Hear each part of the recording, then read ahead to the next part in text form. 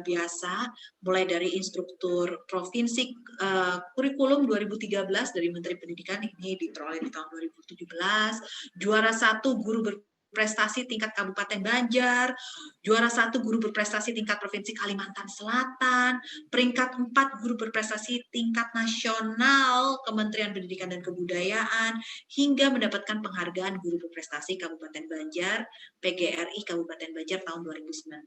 Peringkat 1 nasional pula di Diklat Implementasi Kemaritiman SD Kementerian Pendidikan Nasional dan Kementerian Maritiman 2019.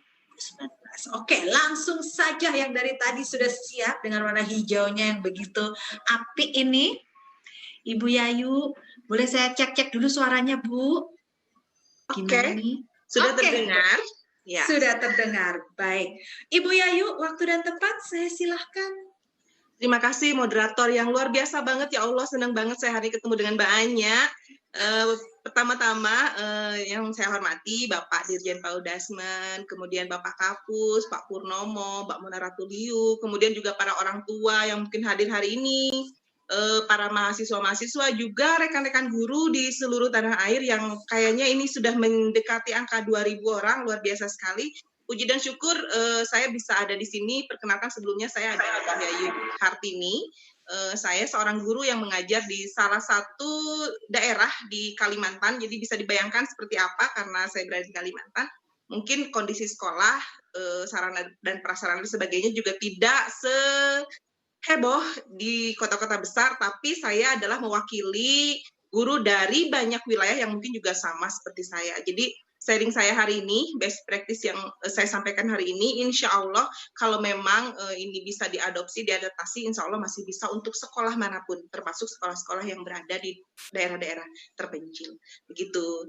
Hari ini saya diminta untuk sharing mengenai bagaimana praktik baik dan bagaimana melakukan kegiatan pembelajaran yang inovatif di kelas dalam kondisi khusus. Oke, kita lihat.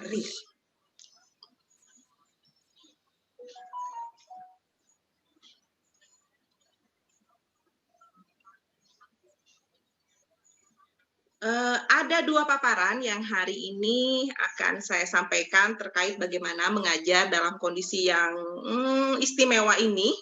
Di antaranya yang pertama adalah mengenai bagaimana praktik baik yang berhubungan dengan pembudayaan praktik baik di dalam pembelajaran era pandemi. Itu hubungannya dengan kata Pak Jumari tadi, bahwa kita bukan cuma harus mengajar menyampaikan masalah-masalah bersifat kognitif, tapi juga bagaimana meningkatkan attitude dia, juga skill-skill dia, meskipun mungkin tidak dalam kondisi bertatap muka dengan gurunya. Dan yang kedua adalah bagaimana kiat tetap belajar dengan inovatif, tetap mengajar dengan inovatif, dengan mengenyampingkan semua tantangan dan kesulitan yang kita temui di lapangan. Ini lebih banyak ke gambar-gambar sih, karena saya cuma punya waktu 6 jam aja sepertinya ya. Oke, yang pertama, bagaimana pembudayaan praktik baik dalam belajar dari rumah yang saya lakukan di kelas, yang mungkin juga dilakukan oleh banyak rekan-rekan guru yang lain. Saya lihat juga sudah banyak yang bagus-bagus programnya. Nah, di kelas saya ada 3 kegiatan yang saya lakukan untuk tugas dalam BDR, diantaranya adalah yang berhubungan dengan praktik baik, berhubungan dengan bagaimana meningkatkan karakter baik mereka di dalam rumah melalui pembelajaran BDR, kemudian penugasan-penugasan yang bersifat kognitif, bisa lembar kerja, tugas belajar, dan sebagainya, dan kegiatan-kegiatan yang sifatnya psikomotorik, meningkatkan keterampilan skill mereka. Nah, perlu diketahui bahwa sekolah saya adalah sekolah yang tidak bisa murni 100% daring, karena dari 100% anak dalam kelas mungkin hanya sekitar 60-70% yang memiliki gadget. Sisanya saya menggunakan praktek luar jaringan dengan lembar kerja dan sebagainya. Nah, bagaimana penyampaian praktik baik di kelas? Penugasan kognitif dan sebagainya. Nah, biasanya saya bikin dalam lembar tugas belajar harian seperti ini, di mana di dalamnya bukan hanya tugas yang berupa tugas-tugas belajar aja, misalnya matematika, bahasa, dan sebagainya, tapi juga bagaimana pembiasaan diri anak di dalam rumah, mulai dari berdoa sampai ke kegiatan-kegiatan yang sifatnya berhubungan dengan aspek sosial, gitu. Lalu baru ada tugas belajar. Tugas belajarnya pun bukan hanya yang berhubungan dengan pengetahuan, aspek pengetahuan, namun juga meningkatkan aspek keterampilan mereka. Sehingga pada saat kita mengambil penilaian tuh, bukan cuma KD 3 yang bisa kita nilai, tapi lengkap dari KD 1, 2, 3, hingga KD ke-4. Dengan harapan anak-anak meskipun belajar dari rumah, tapi semua hal yang ada dalam dirinya, potensi-potensinya bisa kita gali dengan semaksimal mungkin. Begitu. Next. Berikutnya adalah apa saja kegiatan penumbuhan karakter baik di kelas saya. Ini karena kelas saya adalah 100% Muslim, maka lebih banyak ke kegiatan-kegiatan Islami, tapi sekolah lain yang mungkin sekolahnya lebih heterogen bisa menyesuaikan. Jadi ada kegiatan ibadah harian, berdoa, mengaji, sholat, menghafal ayat, kemudian juga ada kegiatan-kegiatan yang sifatnya berhubungan dengan KI spiritual. Berikutnya. Ini contohnya beberapa dokumentasi hasil kegiatan belajar anak yang berhubungan dengan spiritual, berdoa, membaca ayat, dan sebagainya.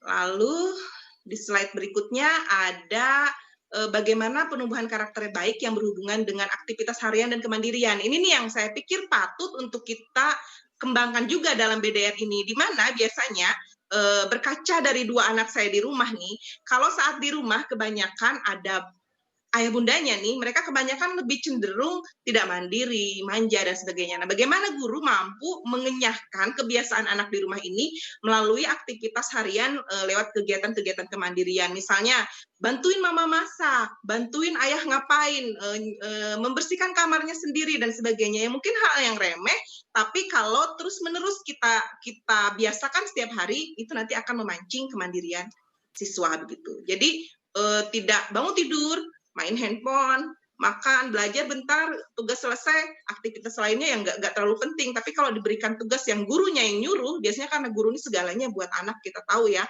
Kadang-kadang kalau orang tuanya yang nyuruh, mereka nggak terlalu memperhatikan. Tapi kalau gurunya yang nyuruh, mereka kebanyakan lebih concern gitu. Nah, ini juga kegiatan nanam pohon, berolahraga, dan sebagainya yang sebenarnya aktivitas yang cukup positif, yang kadang-kadang dilupakan anak pada saat mereka di rumah. Nah, ini beberapa kegiatan penumbuhan karakter baiknya. Berikutnya berhubungan dengan kegiatan lainnya seperti baca buku, bagaimana berkebun, dan sebagainya. Masih banyak sekali sebenarnya aktivitas yang bisa kita minta kepada anak untuk lakukan di rumah, dan tentu saja dengan pendampingan orang tua untuk sekolah dasar. Tapi kalau untuk yang udah SMP, SMA kayaknya udah mulai bisa dilepas meskipun tidak bisa full, gitu. Harus tetap diperhatikan. Berikutnya, ini adalah dokumentasi beberapa kegiatan anak di kelas saya yang berhubungan dengan kegiatan kemandirian dan praktik-praktik pembinaan karakter baik. Bantu orang tua, nanam tanaman. Di slide-slide berikutnya juga masih ada beberapa foto yang lain, mungkin bisa dipercepat. Oke. Nanam pohon yang kayaknya bikin mereka juga akhirnya nggak cuma belajar yang sifatnya pengetahuan gitu, yang mungkin kadar tingkat kebosannya akan lebih tinggi, tapi dengan aktivitas kayak gini mereka lebih cenderung lebih rasa enjoy. Ini ada main-main juga, permainan tradisional yang dilupakan anak, tapi ingat untuk memberitahu pada anak mainnya jangan dengan sekitar yang lebih luas, cukup dengan orang-orang rumah aja yang terdekat begitu. Nih juga. Oke, ada banyak sekali sebenarnya foto-foto, dan ini nih yang khusus nih untuk 2 hari ini. Jadi kemarin saya ngasih instruksi kepada anak-anak, kita akan mengadakan lomba 17 Agustus online. Jadi di kelas saya ada lomba 17-an tuh, lomba masak bertema 17-an, lomba menggambar, dan lomba foto diri gitu. Tapi ini karena kemarin saya kirim slide-nya, hari ini saya banyak sekali menerima foto dari anak-anak, ada yang masak macam-macam mamanya dan sebagainya. Jadi mereka tetap merasa, oh aku lagi di Rahayu Kemerdekaan RI nih, tapi sifatnya online. Lalu apakah ada hadiahnya? Ada. Dari siapa? Dari uang saku ibu gurunya sendiri. Insya Allah dimurahkan rezeki. Karena ini benar-benar bikin anak jadi antusias. 17-an nih, dan mereka boleh bekerja sama dengan orang tuanya. Mau bikin kue misalnya sama mamanya, mau menggambar sama ayahnya, terserah deh, pokoknya mereka ikut aktivitas. Dan yang bikin saya haru nih hari ini, ada satu orang tua yang mengirim salah satu gambar makanan dari singkong. Dia bilang, Bu Yayu mohon maaf, saya tidak bisa membuat apa-apa, tapi ini hasil kebun saya yang saya bikin jadi makanan dengan tema 17-an. Wah, itu luar biasa banget. Karena untuk diketahui, sekolah saya adalah sekolah negeri biasa dengan tingkat ekonomi orang tua mungkin menengah ke bawah. Jadi hal-hal seperti ini benar-benar bikin kita jadi termotivasi begitu. Berikutnya, ini program belajar. Jadi selain dengan pembinaan karakter, ada juga program belajar lewat pemberian tugas yang saya rasa ini udah tahu lah para guru semuanya ya. ada yang sifatnya memberikan tugas-tugas online, tapi juga ada yang offline karena di kelas saya itu banyak juga yang tidak punya gadget, jadi saya memberikan lembar kerja berbentuk lembar kerja harian LKS, soal-soal penugasan dan sebagainya, di samping juga lembar kerja kemandirian yang berhubungan dengan sikap spiritual dan sikap sosial yang harus mereka isi dan mereka rekap setiap hari untuk dilaporkan kepada saya dalam kurun waktu tertentu. Ada lagi nih berikutnya, selain tugas belajar, ini contoh-contoh hasil kegiatan belajar mereka. Ada beberapa slide, bisa di next, dipercepat aja, nanti saya dimarahin Mbak Anya nih lewat dari 6 menit. Ini ada materi puisi, jadi karena kita ada dalam masa yang situasi khusus yang anak-anak juga harus tahu ini lagi ada apa sih. Jadi ada beberapa materi yang saya hubungkan dengan kondisi kita saat ini, seperti bikin puisi, bikin poster, bikin kegiatan-kegiatan berhubungan dengan virus-virus COVID gitu. Berikutnya. Nah ini nih yang berhubungan dengan kegiatan psikomotor, jadi tetap ada kegiatan-kegiatan yang sifatnya praktik, proyek, membuat produk dan sebagainya yang memang agak sedikit sulit kita lakukan dalam BDR, tapi bisa dengan bantuan orang tua. Nah ini mereka sedang praktik perambatan bunyi di rumah dengan menggunakan alat-alat yang ada tersedia di rumah. Ada beberapa praktik sebenarnya, kita baru satu tema nih selesai. Jadi ada sekitar 3-4 praktik yang saya lakukan yang berhubungan dengan kegiatan psikomotor, begitu keterampilan. Berikutnya. Nah ini hasil-hasilnya, dokumentasi kegiatan hasil praktik mereka tetap dituliskan. Next. Nah ini juga praktik nih mengenai bunyi, di mana anak membunyikan berbagai macam alat yang berada di rumah untuk mengenali yang mana yang disebut dengan gemak, yang mana yang disebut dengan gaung, dengan membunyikan alat-alat yang tersedia di dalam rumah dan di luar ruangan. Berikutnya, ini semua ada di buku loh, jadi tinggal lakukan aja. Ada lagi nih, untuk program luar jaringan, karena memang semuanya tidak tersedia surplus berupa gadget, saya ada program, selain siaran TVRI ya, di Kabupaten kami juga ada program radio nih yang membahas mengenai materi-materi belajar secara bergantian dari SD sampai SMA. Jadi salah satu penyiarnya kebetulan saya, jadi kita punya program selain mendengarkan TVRI, menonton TVRI, mereka juga mendengarkan siaran radio Suara Banjar yang membahas mengenai berbagai macam materi pelajaran yang bersifat umum dan sebagainya, hingga ada kuis-kuis menariknya seperti kita hari ini supaya anak-anak jadi lebih tertantang, termotivasi untuk mendengarkan radionya. Dan ini lumayan membangkitkan motivasi anak untuk belajar dari rumah. Berikutnya. Nah, ini adalah beberapa contoh kegiatan belajar lewat radio di kabupaten kami. Dan untuk slide terakhir, saya juga diminta untuk memaparkan mengenai bagaimana sih kiat kita untuk menjalin kerjasama dengan orang tua, karena mengingat kerjasama dengan orang tua pada saat ini adalah benar-benar satu hal yang patut kita perhatikan betul-betul supaya kegiatan yang kita lakukan terlaksana dengan lancar. Ada beberapa kiat yang saya bisa berikan, yang diantaranya adalah kita harus menjalin komunikasi yang intensif antara guru, antara orang tua, dan semua stakeholder di sekolah, dan gunakan asas keterbukaan. Jadi jangan sampai ada orang tua bikin grup WhatsApp sendiri ya untuk menggibah gurunya, jangan ya. Mungkin ada hal seperti itu yang tidak ada kepuasan, misalnya ibu gurunya terlalu banyak nih kasih tugas, tapi nggak berani menyampaikan langsung. Nah itu harus kita enyahkan, kita harus pastikan orang tua berani untuk menyampaikan apapun supaya kita bisa memperbaiki diri, karena dalam situasi ini memang tidak ada yang sempurna siapapun, jadi harus terus diperbaiki segala kekurangan dan kesalahan yang sudah kita buat.